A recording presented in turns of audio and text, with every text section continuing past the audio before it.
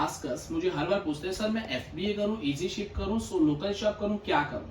मैं कहता हूं भाई तेरा पैसा लग रहा है क्या? अगर नहीं लग रहा है तो एनरोल फॉर समथिंग जिसको तू मैनेज कर पा रहा है। एफबीए इज एब्सोल्युटली फ्री, आपको अलग से पैसा नहीं देना है, खाली पैसा क्या देना है? स्टोरेज फीस देना है, पिक एंड पैक देना है, वो तू ऑलरेडी खुद भी करेगा जब इजी शिप या सेल शिप में होगा तो, है ना। सेकंड पार्ट देखो, अगर एफबीए एनरोल करना है तो मुझे जीएसटी में एपीओ भी करवाना है। एफबीए जब भी हम करवाते हैं ना तो एक कंप्लायंस होता है, स्टैट्यूटरी कंप्लायंस होता है जो गवर्नमेंट के हिसाब से कराना मैंडेटरी है। अमेज़न बस वही कहती है भाई तुझे करवाना पड़ेगा।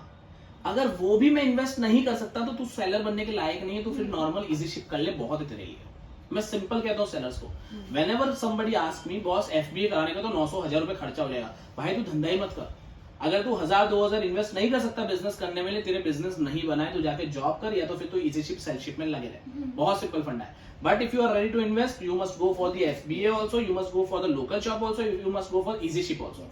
But if you don't have the capacity to manage the self ship, don't go for the self ship. Because self ship में अमेज़न आपका हाथ कभी भी नहीं पकड़ेगा, क्योंकि उसको पता ही नहीं तेरे पास इन्वेंटरी कितनी पड़ी है ना। तू रियल टाइम पे डिस्पैच कर रहा है कि नहीं कर रहा है, 2 दिन में डिलीवरी देनी है, शिपमेंट देनी है, वो तू दे ही नहीं पा रहा है, तो तेरा परफॉर्मेंस बिगड़ा तो कस्टमर का एक्सपीरियंस बिगड़ेगा।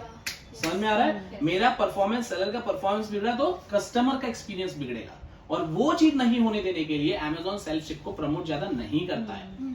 They always say self ship अगर करना है ना तो लोकली करो, और उसको नाम दिया लोकल शॉप। मेरी बात समझ लो कि जाओ 2 दिन के अंदर डिलीवरी दे दो, इंस्टॉलेशन की जरूरत है इंस्टॉलेशन दे दो, कस्टमर का अच्छा एक्सपीरियंस बनाओ। बात समझ में आ रहा है?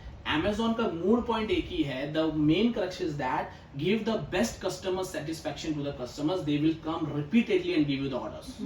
मेरी बात समझो। लेकिन फिर थोड़ी टाइम पे सेलर क्या बोलता है, मैं देख के क्या फायदा, कस्टमर मेरा थोड़ी Amazon का है। अरे भाई धंधा तो तू Amazon पे कर रहा है, फ्लिपकार्ट पे कर रहा है, स्नैपडील पे कर रहा है, तो सिंपल फंडा है लॉजिक कि कस्टमर भी तेरा ही हुआ, अब तू उसको कितना अच्छा सर्व कर रहा है वो तेरे ऊपर है। तो जितना अच्छा एक्सपीरियंस देगा, you can get the good feedbacks also, you can get the good reviews also.